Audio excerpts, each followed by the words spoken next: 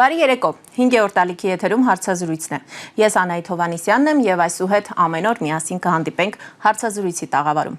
Իսկ այս տաղավարում իմ առաջին հյուրը բանակցությունների մասնագետ Արթուր Մարտիրոսյանն է։ Պարոն Մարտիրոսյան, բարի երեկո, շնորհակալ եմ հրավերս ընդունելու համար։ Շնորհակալություն։ Պարոն Մարտիրոսյան, հանդիպել ենք մեծամասշտաբ իրադարձության օրը, երկու օր է Հայաստանում տեղի են ունենում այսպես մեծ իրադարձություններ, մեկը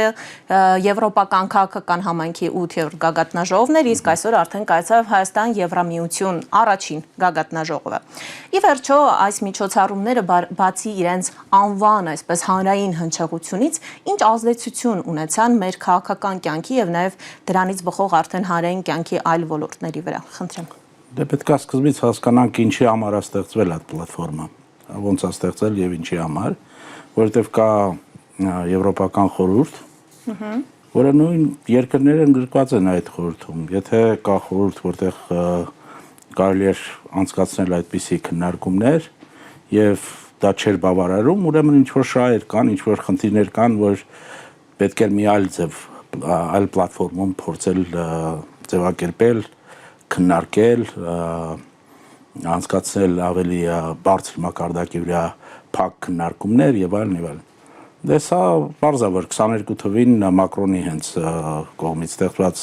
բան էր, որ պատերազմը սկսվել էր հոկտեմբերի ամսին, ամսի 6-ին, հենց տեղի ունեցավ առաջի հենց համագումարը։ Պարզաբար խոսքը ռուս-ուկրաինական։ Այո, ռուս-ուկրաինական պատերազմի մասին այո խոսքը։ Եվ պարզաբար հիմա արդեն բացահայտ Մակրոնը խոսում է, թե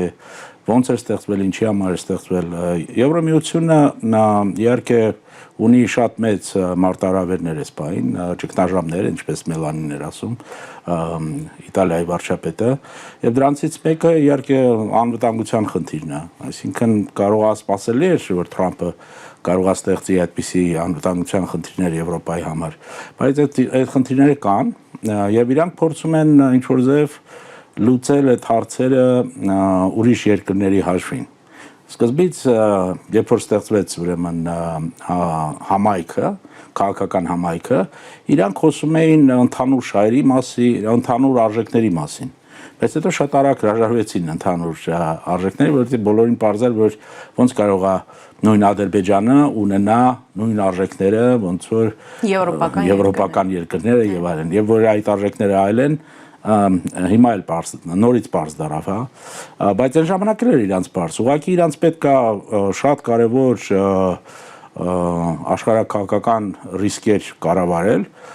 ռիսկերից մեկը իհարկե Ռուսաստանն է, եւ պետք է իրանք փորձեն ստեղծել բուֆերային գոտի, վարչապետ Կերզոն, Բրիտանիայի վարչապետ Կերզոնից սկսած, ռուս հեղափոխությունից հետո շարունակելով Պիլսուդսկիով, հա, երբ որ դու ունես բուֆերային գոտի, որը որ առանձնացում է Եվրոպան Ռուսաստանից, տարածքաստեղծում, եւ այդ գոտին պետք է շարունակվի, հասնի մինչեւ Միջին Ասիա, Կենտրոնական Ասիա, որտեղ այդտեղ էլ խնդիրներ ունեն իրանք լուծելու, դա էլ էներգիայի հետ կապված խնդիրներ են։ Պարոն Մարտիրոսյան, անդրադառնանք հենց բուն Ուկրաինայի հարցին, տեսեք, որքանով է ճիշտ այնուամենայնիվ Հայաստանին ներգրավել,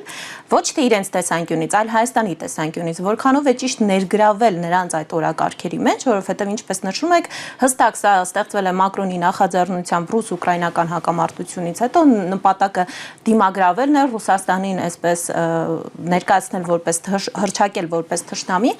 Մենք տեսնում ենք Հայաստանում հայկական հարթակում արվում են հայտարարություններ Զելենսկու կողմից, նա ըստեյության սպառնաց Մոսկվային, մայիսի մի շքերթով պայմանավորված, որ ԱԹՍ-ները կհաստեն, այո, Կրեմլի հրապարակ, այո։ Նա սպառնում է ինչ-որ առումով Մոսկվային, տեսնում ենք եվրոպական կառույցների ղեկավարների հայտարարությունները, որ մենք պատրաստ ենք աջակցել Ուկրաինային մինչև վերջ, եւ իդեպ այսօր հրապարակվեց հենց Եվրոպական միության գագաթնաժողովի արդյունքները ամփոփող հռչակագիր, որտեղ հստակ դարձյալ կետ կա, որ Ռուսաստանը ագրեսոր է եւ Եվրամիությունը պատրաստ է լինել Ուկրաինայի կողքին մինչեւ վերջ։ Արդյոք սա նշանակում է, որ Հայաստանը ինքն էլ ստորագրում է այս հայտարարությունների տակ, դառնում է այդ դիրքորոշման կողմի կրողը եւ սա ինչ է մեզ համար նշանակում։ Սա պետք է առհասարակ մեզ խնդրեմ։ Դե Հայաստանի իշխանությունները 18 թվից նույն դիվանագիտությունն են վարում, դա կոչվում է այլընտրանքային խաղ։ Հալընտրանքային խաղը հնարավոր է, երբ որ ուժային կենտրոնները իրար հետ չեն պատերազմում, այսինքն իրանք մրցակցում են, ու դու օգտվում ես այդ մրցակցությունից, որ քո համար մի քիչ ավելի լավ տարբերակներ ստեղծես, քո շահերը պաշտպանես եւ այլն։ Բայց երբ որ ուժային կենտրոնները պատերազմական վիճակում են, իսկ այսօր պարզավոր ոչ միայն Ուկրաինայի հետ է պատերազմը Ռուսաստանի, այլ նաեւ Եվրոպայի հետ է։ Դա պրոքսի պատերազմ է, պարզավոր առանց Եվրոպայի Ուկրաինան չէր կարողանա այս կամ գոյատևել եւ այլն։ Ու ստացվում է, որ գալիս է մի պահ, երբ որ դու պետքա կոնորոշվես։ Հենց դրա մասին էր խոսքը, երբ որ Փաշինյանը Մոսկվայում էր Պուտինի հետ այդ հանդիպման ժամանակ, հենց խոսքը դրա մասին էր եւ Փաշինյանի պատասխանը հետեւյալն էր, որ մենք կարող ենք երկու աթոռի վրա լինել, բայց երբ որ արդեն պահը կգա պետք կլինի որոշվել, մենք այդ ժամանակ կընտրենք։ Ուրեմն մենք սպասում ենք, ուրեմն այս պատերազմի ավարտից շատ բան է կախված, ոնց է ձևավորվելու, դե Եվրասիայում, ես չի ասի աշխարհով մեկ, բայց Եվրասիայում հաստատ նոր աշխարհահամակարգը, ազդեցության գոտիները եւ այլն։ Կարևոր հիշատակում արեցիք, տեսեք, մինչեւ շատ ճիշտ կլիներ կարծում եմ, եթե իսկապես սպասեինք դիրքավորվեինք այնպես, որ սպասեինք ինչպես է ձևավորվելու, միասին առիթներ նաեւ ունեցել ենք այդ նոր աշխարհակարգի մասին խոսելու, բայց այսօր երբ Պուտինի հետ հանդիպմանը Նիկոլ Փաշինյանն ասում է, որ այո, մենք գիտենք, որ չենք կարող միաժամանակ լինել ԵԱՏՄ-ում եւ ԵՄ-ում, բայց դեռ իրար չեն հակասում, դեռ կգոյատևենք մինչև ընտրություն կատարելը։ Այսօր արդեն Հայաստանում Եվրամիության գագաթնաժողովի ժամանակ Նիկոլ Փաշինյանն ասում է, եթե Եվրամիությունը մեզ ընդունի, մենք շատ երջանիկ կլինենք։ Չի նշանակում արդյոք, որ արդեն Նիկոլ Փաշինյանը հայտարարում է, թեև նախորդիվ էլ արել էր այդ հայտարարությունը, Բրյուսելում էր արել, անցած տարի օրենք ընդունեցինք, այո, գործընթացը սկսելու մասին, բայց դա հստակ չի նշանակում, որ Ռուսաստանին ասում ես, մենք մեր դիրքորոշումը կայացրել ենք, մենք գնում ենք այնտեղ, եթե մեզ ընդունեն։ Եթե չընդունեն, մենք կգանք եւ կօգտվենք ձեր տված բարիքներից։ Այդ ընդունելը կամ հեշտ չի, այդ կամ արագ չի լինում երբեք, եւ մի շարք երկրներ արդեն հերթում կանգնած են, հա, 7 ալիք եղավ, հա, այդ ընդլայնման Եվրոմիությանը, այդ 73 թվից հաշվենք 7 եւ կա ինչ-որ չափով հոգնածություն Եվրոմիության, որտեղ իրանք ճգնաժամներ են ապրում, չի օգնում, հիմա չխորանամ այդ հարցերում, ես հիշում եմ, որ Արևելյան Եվրոպան էր դառնում անդամ Եվրոմիության, այսպիսի կատակ կար, որ ակվարիումի ձկներից կարակ ապուր պատրաստեք, հա, բայց արդյոք հնարավոր է ապուրից նորից ակվարիում ստեղծել, հա։ Ասին, հա, հնարավոր է, տեսակ, ինչ հաջողություններ ենք հասել, կարելի է ասել, որ Լեհաստանը հաջողություն է ինչ-որ չափով, որովհետև տրիլիոն անցել է տնտեսության ուրեմն ծավալը այդ երկրի, բայց դրա հետ միասին կան շատ ու շատ խնդիրներ եւ այդպես արագ չի կարող դա լինի եւ նույնիսկ եթե շատ արագ տեմպով Ուկրաինային փորձեն հիմա ընդունեն Եվրոմիություն, դա նոր խնդիրներ է ստեղծելու, նոր խնդիրներ է ստեղծել, բոլորը դա հասկանում են, դրա համար Եվրոմիությունը եւ Մակրոնը փորձում են իրանց խնդիրները, որոնք կախված են աշխարհակահաղական այդ ռիսկերի հետ, ուրեմն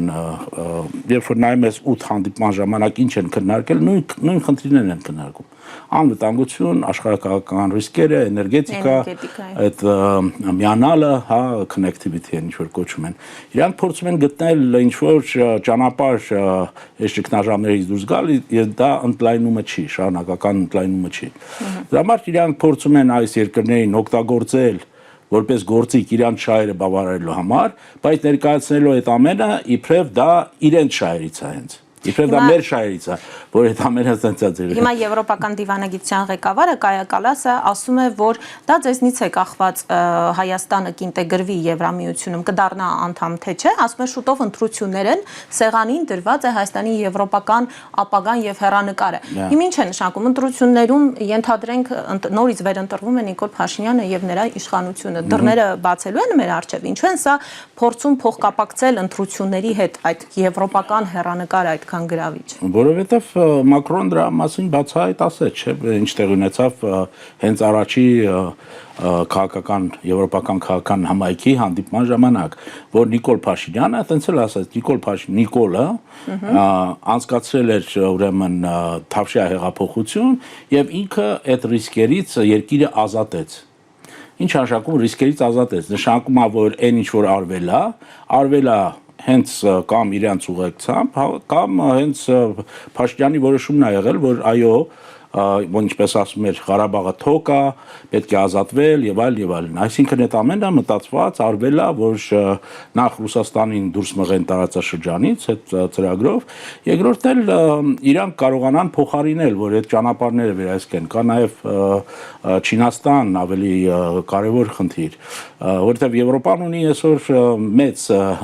3 խնդիր, հա, դա Պուտինն է, Սի Ցզինպինն է եւ Թրամփն է։ Այո։ Եվ իրանք փորձում են նոր ինչ-որ ճարտարապետություն, անվտանգային 800 միլիարդ պետք է ծախսեն միայն դրա մասին։ Այո, իհարկե, բայց դա այդքան հեշտ ճանապարհ չի, եւ ինչ վերաբերում է Հայաստանին, մենք պետք է այլ ձև հարցը տանք, այսինքն մենք ինչ ենք ստանում, երբ ասում եմ մենք, ես նկատի ունեմ երկիրը, մեր ազգային շահերը, ոչ թե իշխող ուժը։ Իշխող ուժի համար սա ոնց որ բան լիներ, շոու լիներ։ Ստեղծել են շոու, որ մենք մի քանի օր հիմա դեռ խոսելու են, նույն կադրերը շարունակել են ցույց տալու։ PR-ի համար էր արվում, նախընտրական իհարկե, ուղղակի կայակալասը գիտի, որ չի կարող ինքը բացահայտ ասի, որ մենք եկել ենք սա մեր թեկնածուն։ Բայց Մակրոնը իդեպ այսօր ասաց ես աջակցում եմ նրան, որովհետև 8 տարի ճանաչում եմ վստահ եմ, բայց ասում եմ ես պարզ ճակատով եմ աջակցում, ի տարբերություն Մոսկվայի։ Ասում եմ Մոսկվան դա անում է գործակալների միջոցով, ապա տեղեկատվությամբ եւ այլն, մենք հստակ ասում ենք, որ աջակցում ենք։ Մակրոնը ունի մի տարի հետո կարող է ինքը միանա Վարչաբենդին, հա, եթե Վարչաբենդը դեռ լինի։ Երբ փորձեր արվում են։ Հա, բայց ամենակարևոր հարցը հետեւյալն է, եթե իրանք աջակցում են, բոլորը աջակցում են, դա արդյոք չի նշանակում, որ իրենց սիրած, իրանց սրտի թեկնածուն չի անում այն ամենը, ինչ իրանց շահերից է։ Եվ իրանք ասում են իրենց շահերը որոնք են։ Մենք պետք է հասկանանք, բայց լավ, սա ինչի է մեր շահերից։ Ինչ մենք կորցրինք այդ ընթացքում։ Մենք բարձ տեսնում ենք, գիտենք ինչ ենք կորցրել։ Ես ուզում եմ, որ դուք հիմա հստակ ասեք։ Ինչ կորցրինք եւ ինչ ստացանք։ Կորցրել ենք Արցախը, բարձա չէ, ինչ ենք կորցրել։ Կորցրել ենք Արցախը, իսկ ինչ ենք ստացել։ Դա այդտեղ Եվրամիության մատներ, խառը, այսպես ասած։ Շարլ Միշելից եւ Փաշինյանն էլ ասաց, որ այդ հանդիպումը առաջի հանդիպումը։ Փաշինյանը շնորհակալություն հայտնեց, ասաց մեր շահերը պաշտպանում են Պրահայում։ Այո, երբ որ դու ասում ես, որ մենք ճանաչեցինք տարածքային ամբողջականությունը իրար հոկտեմբերի 6-ին, դա ոչ մեկ չէր քննարկում, այդպես չէր դրված, հարցը դրված էր ինքնորոշման հարցեր, խնդիրեր, հա, արցախցիների։ Ուրեմն, բայց դու ասել ես ավելին, քան դա, դու ասել ես, որ Արցախը այդ տարածքում ճանաչում է Ադրբեջանի մաս, իսկ դա լրիվ այլ բան է։ Դու փոխարեն ասում է փրկեցինք Հայաստանի Հանրապետությունը, այ դա էր վտանգի տակ։ Դա գիտեք, արևմտյան դիվանագիտության ամենահզոր կողմերից մեկն է, երբ որ դու մյուս կողմին պարտադրում ես կամ համոզում ես, որ նա անի այն ինչ որ քո շահերից է, բայց ներկայացնում ես դա, որ դա հենց քո շահերից է։ Երկրորդը, արդեն իրանք բերել են այն կետին են մեզ հասցրել, երբ որ մենք մեր իշխանությունները պատրաստ են ոչ թե բանակցել այս սակարկել մեր ինքնությունը, մեր պատմությունը, մեր ինքնությունը։ Էլ չեմ ասում ինչքան է սրվել հարաբերությունները նույն Սփյուռքի հետ։ Ինչի Մակրոնը չգիտի ինչ տեղի ունեցավ նոր դեսպանատան բացմանը Փարիզում, որ այն ուժերը, որոնք որ շատ կարևոր են հենց Մակրոնի համար։ Այլևս երևի ոչ, որովհետև ինքը ընտրվելու բաներ չունի, հա, արդեն մի տարի է մնացել, բայց իրանք հասկանում են, չէ՞, ում չէին հրավիրել, ում դուրս էին թողել այդ միջոցառումից, հա, մեր նոր իշխանությունները։ Սա ամենը խոսում է նրա մասին, որ մենք ավելի շատ կորցրել ենք այս ընթացքում, եթե մենք այդ ընթացքը սկսենք հոկտեմբերի 6-ից, սրանց դա ավելի շուտ էր սկսվել։ Հոկտեմբերի 6-ից մեզ համոզում են, որ սա ճիշտ է, ձեր ինքնությունն էլ, ինչն է դա պետք է տանցիալը, ձեր պատմությունը եւ այլն։ Մենք կգանք ձեզ հետ միասին կերքենք, կուրախանանք, ապագայի մասին մտածեք, այդ տանցիալը պետք է։ Պարոն Մարտիրոսյան, քանի որ հիշեցիք Սփյուռքին, հատկապես Ֆրանսիայի, այնտեղ հայդատի մեր ներկայացուցիչները ասում էին, որ բնականաբար Մակրոնի հետ ունեին շատ մտերիմ հարաբերություններ եւ ասում էին, որ Մակրոնն էլ հակառակը կուլիսներում դժգոհում է Փաշինյանից եւ ասում է, որ ես փորձում եի պաշտպանել Հայաստանի շահերը եւ ապշածը ինչպես Փաշինյանը հայտարարեց, որ ես պատրաստ եմ ճանաչել։ Նույն Մակրոնը երեք ասում է, ես հիացած եմ Հայաստանի վարչապետի քայլերով։ Այո, հենց դրանում է այդ երկերեսությունը, հա, բանի դիվանագիտական, եվրոպական հին այդ բաները, հա, մոտեցումները։ Ինքը խոսում է իր շահերի մասին, բայց այնպես է խոսում այդ շահերի մասին, իբրև դրանք մեր շահերն են։ Բայց դրանք մեր շահերը չեն։ Մեր շահերն անում են, որ մենք ունենանք ստաբիլ զարգացում, անվտանգություն եւ այլն։ Եվ իրանք չեն, որ ապահովելու են այդ անվտանգությունը։ Իրանք դեռ իրանց անվտանգությունը չեն կարողանում ապահովել։ Բայց հիմա պարոն Մարտիրոսյան փորձում եմ մի քիչ ներողություն եմ խնդրում, որ ընդհատում եմ, բայց եթերային ժամանակի մեջ տեղավորվելով փորձենք բոլոր բաղադրիչներին անդրադառնալ։ Հիմա հստակ 2 օր է նաեւ այսպես կարմիր թելի պես գնում է անվտանգության մասին։ Մենք աջակցում ենք Հայաստանի զինված ուժերին, մենք աջակցում ենք անվտանգությանը։ Նաև տնտեսական առումով այսօր Փաշինյանն ասում է, որ Եվրամիությունը ինքը իր դեմքով ամենաբարձր մակարդակով խնդրեց ներդրողներին գալ եւ ներդրում կատարել Հայաստանում, որը երբեք չի եղել Հայաստան նրանց համար ներդրումային առումով գրավիչ պետություն չի եղել։ Հիմա գրավիչ է։ Ինչ անվտանգային առումով ինչպես են մեզ աջակցելու, տնտեսական առումով ինչպես են փոխ լրացնելու, հատկապես եթե մենք ԵԱՏՄ-ից ենք ստիպված լինում դուրս գալ, ինչ են նրանք կարողանալու մեզ տալ։ Իրանք կարող են նոր պրոքսի պատերազմ ստեղծելակերպել, բայց իրենք չեն կարող իրականում ուղիղ առճակատման մեջ մտնել Ռուսաստանի հետ։ Իրանք դեռ պատրաստ չեն, իրանք դրա մասին ասում են։ Առնվազն ասում են մի 3 տարի էլ ուկրաինական պատերազմը պետք է շարունակվի։ Իսկ իրանք սպասելիքն էր, որ Վրաստանն էլ, Հայաստանն էլ, բոլորը, նույն Ադրբեջանը նաև պետք է ինչ-որ ձևով ավելի բացահայտ զբաղացնեն հակառուսական դիրքերից եւ այլն։ Եվ տեսան, որ դա չաշխատեց։ Հիմա իրանք իհարկե խոսում են, խոսելը հեշտ է։ Իսկ ինչ է կարել, կոնկրետ ինչ է կարել եւ ինչ է պատրաստ անել, որ մեր անվտանգությունը, մեր անվտանգության դիլեման լուծված լինի։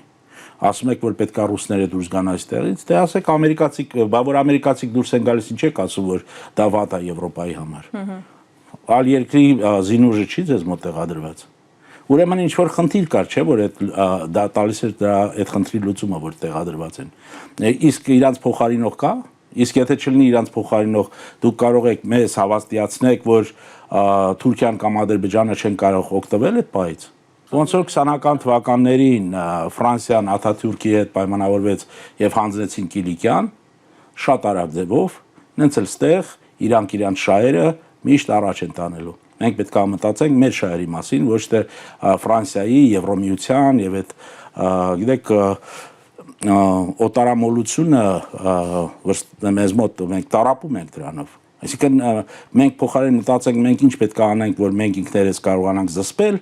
մենք հույսներս դնում ենք, որ ինչ որ մեկը պետք է գա մեր տեղը այդ հարցերը լուծի։ Այնուամենայնիվ վերադառնալով, հա, այդ բոլոր հայտարարություններին դուք ասում եք նոր պատերազմ սադրել եւ այլն, ինչպիսին կլինեն այս հայտարարություններին Ռուսաստանի արձագանքը, որովհետեւ հստակ սադրիչ քայլեր էին։ Ես նաեւ մենք խոսեցինք Զելենսկից, ես մեկ օրինակել եմ ուզում բերել, մենք խոսեցինք Զելենսկին եկել այստեղ ինչ որ առումով իր պետության շահն էր պաշտպանում եւ առաջ տանում։ Բայց Զելենսկին դիմավորեց Հայաստանի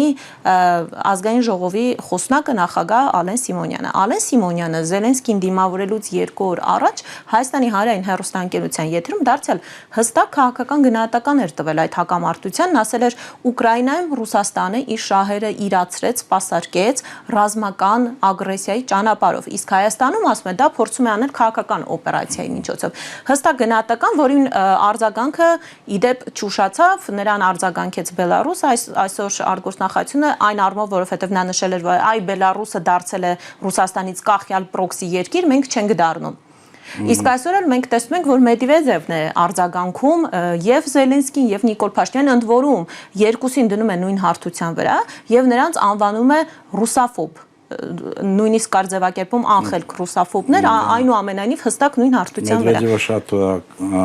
ավելի բան է, ոչ դիվանագիտական լեզվով է խոսում, այո։ Իսկ նրանք, ովքեր խոսում են դիվանագիտական լեզվով եւ падգամավորներ եւ այլ պաշտոնյաներ, ասում են, որ պատասխանը չի ուշանա։ Եթե նույնիսկ դիվանագիտական ավելի բան, ինչ սպասենք մենք հիմա Ռուսաստանից եւ արդյոք սա իսկապես սադրանք է այդ ուղղությամբ։ Դժվար է ասել ինչ կարանք սպասենք Ռուսաստանից, տեսեք Մոսկվայում այդ հանդիպումից հետո ինչ տեղի ունեցավ, ջերմուկի ճանապարհը փակվեց ժամանակավոր կամ չգիտեմ ինչ կամով երկար լինելու այդ խնդիրը, բայց դա ոնց որ փոքր sense զգուշացում էր, տեսեք, այս խնդիրը կա։ Իրանք խոսում են տարբեր այլ խնդիրների մասին, կախվածությունների մասին, եւ ես ինչքան հասկանում եմ, Մոսկվայում կիսված են բաները, հա, մի մասը ասում է, դե մրցակցություն է արևմուտքի հետ, թող գան ու մենք իրանք կապացուցենք, որ Հայաստանում իրանք բեզեր չեն կարող մրցել այդ երկրի բանի համար։ Մյուս մասը ավելի ծայրահեղ, ասում է, որ ժամանակը արդեն եկել է, որ ինչու պետք է մենք գազը տրամադրենք մի երկրին, որը որ հրավիրում է մեր թշնամիներին, իր մոտ անցկացնում է ինչ-որ հայտարարություններ անում, մեր դեմ մեզ էլ համարում է, որ մենք իրանց հետ համարյա թե թշնամական վիճակում ենք գտնվում։ Մենք ինչու պետք է երկրին, որը մեզ համարում է թշնամական, տրամադրենք ծորենա, գազա, նավթա եւ այլն, ցուցակը շատ երկար է։ Բարիտանյուտը, որը իման նորից եկավ, հա, Ադրբեջանը մի փոքր բացեց այդ ամենը մենք ինչ ենք տրամադրում այդ երկրին, ինչ ենք ամեն անում։ Այդ երկու ոնց որ ճամբար է, իրանք իրար միջ բան են անում, բայց ամենամեծ խնդիրը նրանում է, որ Ռուսաստանը պատմական փափուկ ուժ չի կիրառել ոնց որ Եվրոպան, հա։ Ես էլ զարմացա, որ Մակրոնը ինչ որ հայերեն չխոսեց, երբ որ եկավ, դա էլ պետք է իրանք, դա էլ է իրանց ռեպերտուարից, հա, որ պետք է շոյեն բան անել։ Իսկ ռուսները չունեն դա, իրանք ավելի կոշտ ինչ որ գործիքներ, հա, եւ այդ գործիքներով իրանք հասկանում են, որ կարելի է շատ ցավացնել, հա, այնց ցավացնել, որ դժվար կլինի հետո ինչ որ ձևով նորից հարաբերությունները այդտեղ կարան կորցնեն Հայաստանը իրոք։ Դրա համար ավելի զգուշ են մոտենում, ես նկատի ունեմ Պուտինին, զգուշ են մոտենում եւ ավելի ինքը հակված է, ինձ թվում է, որ դե թողան մրցելու ենք իրանց հետ, հայ ժողովուրդն էլ միջև ինքը չհամոզվի, որ մեզ տանում են վատ ճանապարհով, նորից կորուստա լինելու, մի կորուստ եղավ ավելին լինելու, մենք ոչ մի չեն կարողանալու անել։ Հետաքրքիր է, որ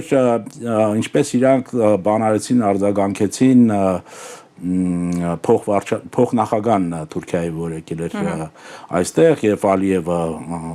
տեսակապով կապնվել էր բանի հետ, հա, շատ քիչ խոսեցին դրա մասին Ռուսաստանում, շատ քիչ, որովհետեւ իրանց երկարատև բանով, հա, կամ էլ վատ չի, որ Հայաստանը այդ հարցերը տենց կարգավորի թուրքական այդ աշխարհի հետ։ Կա այդպիսի բան էլ կա, ճամբար էլ կա Ռուսաստանում, որը որ այդ եվրասիական այդ բանով, որ հա թող լինի, որովհետև խնդիր չի լինելու։ Ավելի հեշտ կլինի կառավարել այդ բոլոր հարաբերությունները, բայց այդտեղ անսպասելի բոլորի համար։ Ոչ մեկ չէր կարող ասել, որ մենք կհայտնվենք Մակրոնը ասում է 8 տարի առաջ, իսկ ես ասում եմ 3 տարի առաջ, ոչ մեկ չէր պատկերացնի, որ պատերազմը 4 տարի է, 5 տարի է, 3 տարի էլ ասում են կարա շարունակվի Ուկրաինայում։ Եվ Ուկրաինայում է որոշվելու ազդեցության գոտիները ոնց են ձևավորվելու, բաժանվելու։ Ռուսաստանը չի հրաժարվելու երևի այս բանից, որովհետև հասկանում են, որ երկարատև սա իրանց շահերին շատ ուժեղ հարված է հասցնելու։ Էլ չեմ ասում Պարսկաստան, էլ չեմ ասում Չինաստան եւ այդ եռանկյունը ինչպես է վերաբերվելու այս եվրոպական արևմտյան մուտքը եւ կառավարումը կարևոր գծերի, հա, այս արևտրի եւ այլն։ Տեսնենք ինչ են անելու, բայց այնտենց գուշակելը շատ դժվար է։ Եթե Մոսկվան ուզենա իրոք հարված հասցնի Փաշինյանին, իրանք գիտեն ինչ պետք է անեն, մի երկու շաբաթ կամ մի շաբաթ միջև ընտրությունները կարան մի քանի քայլով շատ վատացնեն ԿՊ-ի դիրքերը Հայաստանում։ Տնտեսական լծակները օգտագործելով։ Ցույց տալով, որ Նիկոլ Փաշինյանի իշխանության օրոք դուք սկսում եք վատ ապրել։ Այո։ Եվ Եվրոպան չի գա եւ չի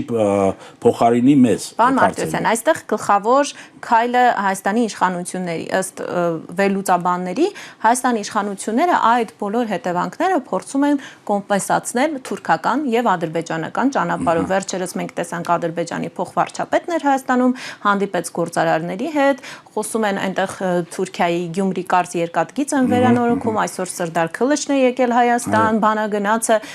դե դուք արդեն հիշատակեցիք Թուրքիայի փոխնախագահին եւ այլն եւ այլն։ Հիմա իսկապես Հայաստանի իշխանությունները փորձում են Թուրքիայի եւ Ադրբեջանի միջոցով գտնել այլընտրանք եւ իսկապես եթե այնուամենայնիվ փորձենք մի փոքր սենտիմենտալ կողմը դնել մի կողմ, նայել ռեալ պոլիտիկի տեսանկյունից, մոռանալով մի պահ փորձենք մոռանալ բոլոր ցավոտ էջերը, ռեալ պոլիտիկի տեսանկյունից Թուրքիան եւ Ադրբեջանը կարողանում են կոմպենսացնել եւ մեզ համար լինել այլընտրանք դիվերսիֆիկացիայի համար։ Չէ, իրանք ինչ որ բաներ իհարկե կարան կոմպենսացնեն, ինչ որ բաներ, բայց ամենակարևորը դրանում է, որ իրանք դրա դիմաց այնպիսի բաներ են պահանջում,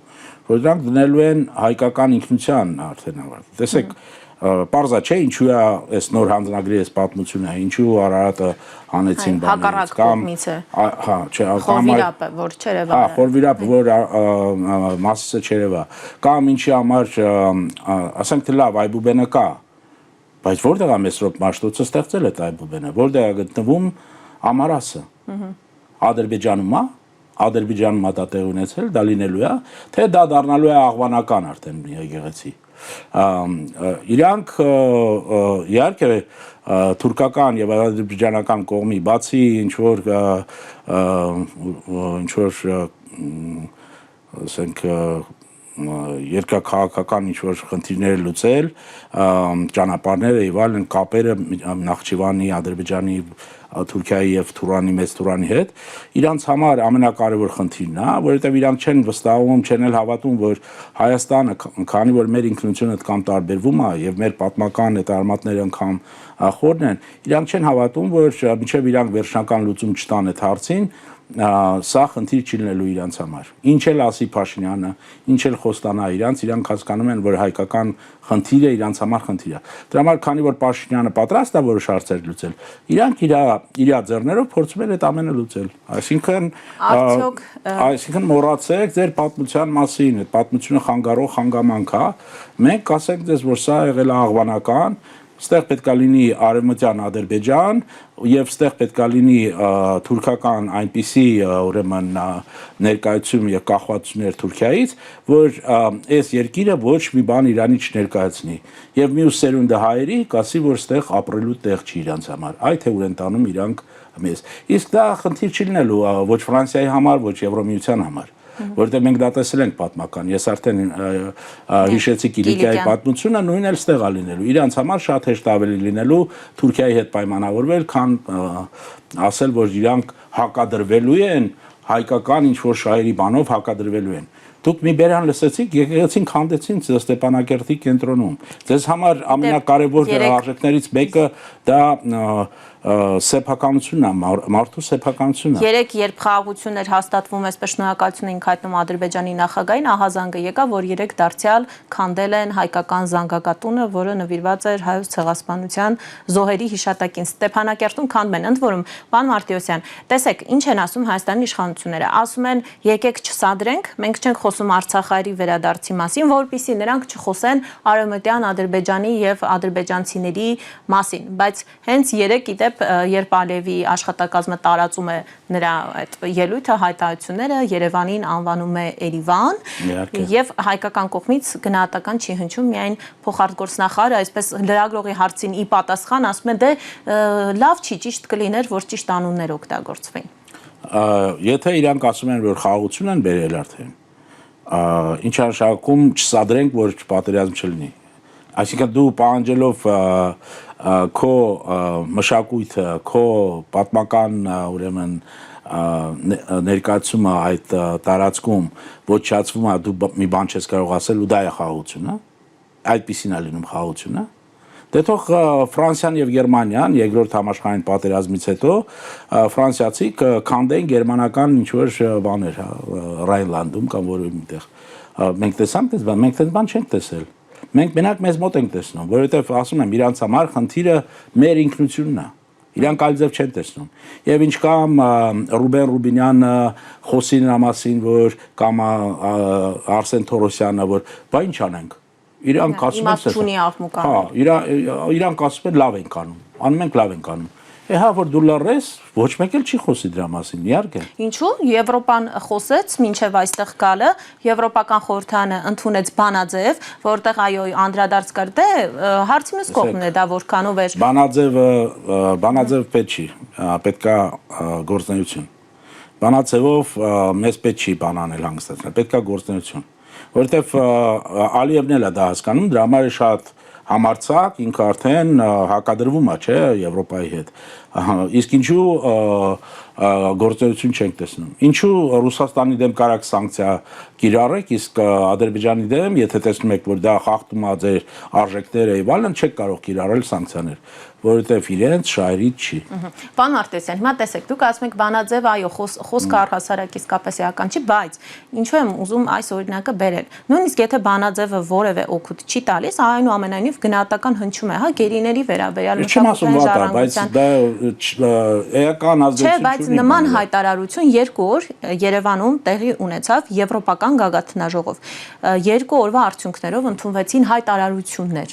Ինչու այդ հայտարարություններում որևէ կետ անդրադարձ չկար եւ գերիների հարցին, եւ Արցախային իրավունքների, եւ մշակութային ժառանգության, այսինքն եթե Եվրոպական խորհրդանը կարողանում է նման բանաձև ընդունել, ինչու Երևանում չի ընդունում եւ նման անդրադարձեր տեղի չեն ունենում։ Նախ եւ առաջ մեր իշխանությունները չեն ուզում, որ այդպիսի բան լինի։ Երկրորդը սա այլ հարթակ է, չէ՞։ Այս հարթակը տարբերվում է, մենք արդեն դրա մասին խոսեցինք։ Ստեղ հավաքում են առաջի դեմքերը, որոնք որ փակ բանակցություններ, քննարկումներ են անցկացում, պայմանավորությունների են ինչ որ գալիս։ Սա լրիվ այլ հարթակ է, այստեղ պետք չի իրանց այդպիսի։ Որտեղ է գտնվում հիմա Կայակալասը։ Ադրբեջանում, այո։ Բաքվում է, որ Մակրոնն էլ է, չէ՞ գնալու, որ ծրեն ուղղությամբ է գնալու։ Հա, գնալու են, իրանք էլ փորձելու են Ալիևին համոզել, որ ամեն ինչ ճիշտ հաշված գնում է, իրանք չպետք է ուղղակի սրեն ինչ-որ տենց բաներ անեն, հա, հանգիստ պետք է սպասեն ու կհասնեն իրանք բոլոր նպատակներին։ Այսինքն հայկական կողմը այնուամենայնիվ թույլ չի տալիս, որ նման անդրադարձեր տեղի ունենան։ Առաջերտին հայկական կողմից մենք պետք է հարցնենք։ Եթե իրանք ասում են, որ ժողովրդավարություն են, մենք պետք է մեր իշխանություններից հարցնենք, չնայած իրանք ընտրել է միայն 25%-ը ընտրողների, մենք մեր իշխանություններից պետք է հարցնենք։ Իրանք մեզ պետք է պատասխան տանի վերջո, ինչ են անում կամ չեն անում։ Իրանք ոչ մի բան չեն անում, ասում են, որ դա է ճիշտը։ Իսկ ես չեմ հավատում, որ դա ճիշտ է։ Դու պետք է բանակցես, բայց բանակցելու ձևը դա արվեստ է, դու պետք է այնպես բանակցես, որ ձևակերպես այդ ճնշումը Ադրբեջանի վրա ի վերջո։ Ասում են մենք անձնական հանդիպումների ժամանակ գոնե գերիների հարցը բարձրացնում ենք, բայց ճիշտ չի այսպես աղմուկ անել։ Մենք չենք տեսնում ոչ մի բան, որ իրանք արած լինեն։ Եթե իրանք բարձրացած լինեին, արդեն մենք տեսնենք ինչ որ հետևանք։ Ինչ իմաստ ունի ձեր հետ խոսելը, եթե ոչ մի հետևանք չկա։ Ոչ մի արդյունք չկա։ Պարոն Մարտիրոսյան, իդեպ երեք երբ Ալիևը խոսեց, սկսեց Հայաստանին մեղադրել Արցախին, Արցախահայերին անվանեց սեպարատիստներ, Արցախի իշխանություններին անվանեց պատերազմական հանցագործություններ, ահաբեկիչներ։ Դրան հաջորդեց Հայաստանի ղեկավարի, վարչապետի պարզապես շնորհակալություն Ալիևին ելույթի համար։ Ինչպիսին պետք է լիներ արձագանքը այդ ելույթից հետո մենք տեսանք, որ միայն Եվրոպական խորհրդային նախագահը իդեպ Ալիևին արձագանքեց, այն էլ իր կառույցին պաշտպանելու, վարկանիշը բարձր պահելու համար։ Եվրոպարլամենտը պաշտպանելով, որովհետև կպավ արդեն Եվրոպական ինստիտուտին, չէ, դե պարզ է, որ եթե մենք ունենայինք իրական ազգային արժեքներով շարժվող իշխանություն, նա լրիվ այլ ձև կմոտենար այս ամբողջ խնդրին։ Եվ նախ եւ առաջ Ալիևի այդ ելույթին լրիվ այլ արձագանք կարող էր լինել, որովհետև տեսեք Ադրբեջանական կողմը այնքան բաներ է խախտել, որոնք որ 78 թվից համարվել էին որպես կարևոր ինչ-որ սկզբունքներ, չէ, Եվրոպայի համար նաև։ Հիմա այդ սկզբունքներն է, որ խախտել է Ռուսաստանը եւ Եվրոպան արձագանքում է, ագրեսոր է կոչում եւ այլն։ Բայց Ալիևը չէ որ ուժով փորձել է ինչ-որ խնդիր լուծել։ Հիմա եկեք թող Իսպանիան էլ բասկերի դեմ ուժով լուծի, նրանք էլ սեպարատիստ են։ Թող Մեծ Բրիտանիան շոտլանդացիների հարցը տենց լուծի, իռլանդացիներինը փորձեց չստացվեց։ Հիմա թող շոտլանդացիներինը փորձի։ Իրանք եկել են այլ չէ բաներին, որ այդպես պետք չի լուծի։ Կոսովոյի ուրեմն ղեկավարին բերել ենք ստեղ, որպես ինչ։ Ուրեմն Կոսովոն պետք է ճանաչեն, իսկ Արցախը չպետք է ճանաչվի։ Այսինքն ինքնորոշումը, որը կարևոր մարդկային արժեք է, մարդիկ պետք է ինքնորոշվեն ի վերջո։ Դուք մերժում եք, իբրև կա ինչ-որ Ալմատյան հռչակագիր, հա։ Որի մասին հիմա ենք հիշել մենք փաստորեն։ Հա։ Այսքան տարի շարժում ենք ինքնորոշման իրավունքով, չեմ կարող ասել ճարը գրեմ, ասեմ արագ ասեմ ձեզ ինչ պետք է ասեր ազգային շահերով արձագանք պետք է լիներ։ Իհարկե։ Պաշտպանելու մեր այսքան տարիների ինքնորոշման իրավունքը պայքարը։ Եվ դա հարցը չէր լուծի, բայց դու ճիշտ ձևով պետք է արձագանքեր, միևնույնն է։ Ոչ թե միայն շնորհակալություն հայտնել։ Շնորհակալություն հայտնում ես, դու ասում ես ինքը ճիշտ ասեց։ Դու նույն եվրոպացիներին ասում ես շատ ճիշտ ասեց։ Հələ չեմ ասում, որ կարող է կողքից ասեն համամիտ ես իրանց հետ, որ մի հատ էլ ծափահար է։ Պարոն Մարտիրոսյան, քանի որ մեր եթերային ժամանակը սպառվում է, փորձենք եթե ամփոփել զրույցը, ուզում եմ նորից վերադառնալով Մակրոնին, քանի որ դուք ասացիք նա հստակ արդեն նշեց որն էր եղել այդ հեղափոխության կամ իշխանափոխության պատճառը, այսինքն սա հստակ ինքնախոստովանություն էր, որ դա հստակ արևմուտքի ուղղորդմամբ արտաքին միջամտությամբ, իդեպ որի դեմ հիմա իրենք պայքարում են, չէ՞, ասում են մենք պայքարում ենք ձեր երկրում արտաքին միջամտության դեմ, ժողովրդավարություն ենք ուզում։ Արտաքին միջամտությամբ իրականացված ծրագիր է եղել եւ ի վերջո շատ կարճ եթե փորձենք պատկերացնել, եթե այնուամենայնիվ իրենք հիմա աջակցում են Հայաստանի իշխանություններին եւ Հայաստանի իշխանությունները վերընտրվում են, ինչպիսին է լինելու մեր արտաքին քաղաքական ապագան, եթե հիմա վերընտրվեն։ Դե մենք պետք է պատկերացնենք, որ մինչեւ ընտրվելը եղել են, ես համոզված եմ, որպես բանակցող համոզված եմ, որ եղել են ոչ միայն գրավոր Էլ չունենք դեր ուրեմն խաղաղության այդ պայմանագիրն էլ չի ստորագրված էր, բայց եղել են նաև բանավոր պայմանավորություններ եւ այդ պայմանավորությունները դեռ չեն իրականացվել, թե անկլավների վերաբերյալ, հա, ես նկատի ունեմ դեմարկացիայի եւ այլն, թե վերադարձի մասին այդ վերադարձը որ ադրբեջանցիների որը հերքում են, ասում են չի քննարկվում այդպիսի հարց չի քննարկվում, բայց նրանք հայտարարում են եւ ասում են, որ դա է իրանց նպատակը։ Եվ կարան իրանք անգամ են ստել, ասում եք, ասել, որ հերքում են, ինչ էլ ասես կարան հերքեն։ Բայց մենք տեսնում ենք, որ մյուս կողմը պնդում է, ասում է, որ դա է իրանց նպատակներից մեկը, եւ իրանք հասնելու են այդ նպատակին։ Ինչ անելու, սրելու են ի վերջո, փորձելու են սրել հարաբերությունները ավելի սրել Ռուսաստանի հետ, նմանավանդ եթե պատերազմը շարունակվի, երկարատև լինի, մինչեւ 30 թիվ, 30 թվին մենք չգիտենք Պուտինը շարունակելու է, չի շարունակելու է, ինչա տեղի ունենալու։ Բայց մինչեւ այդ երևի փորձելու են ավելի մոտենալ Եվրոպային, իսկ Եվրոպայի համար, երբ որ Հայաստանը ասում է մոտենալ Եվրոպային, դա Թուրքիան եւ Ադրբեջանն է։ Այսինքն մեզ գցում են ավելի շատ իրանցից կախվածության մեջ։ Այսինքն երբ ասում են Հայաստանը Ռուսաստանի այսպես ֆորպոստեր պրոքսի պետություններ, հակառակը դառնալու ենք Թուրքիա եւ Ադրբեջանի, եթե մնան իշխանության։ Այո, որովհետեւ որպես գործիք դա ավելի հարմար է իրանց համար, ել չեմ ասում, որ կան Միացյալ Նահանգներ, կա Իսրայել, կա Իրանի խնդիրը, հա, այդ ամենը ավելի բարդացնում է այդ հաշվարկները, բայց ամեն դեպքում իրանց համար դա ավելի լավ լուծում է, նույն մեծ թուրան ավելի լավ լուծում է, քան ունենալ Հայաստան, որը որ ավելի հավասարակշռված ինչ որ քաղաքականություն է վարում այս ռեգիոնում։ Պարոն Մարտիրոսյան, շնորհակալ եմ ձեզ վերլուծության համար։ Դուք դիտում եք հարցազրույցը, մենք կհանդիպենք վաղը նույն ժամին, լավ եղեք։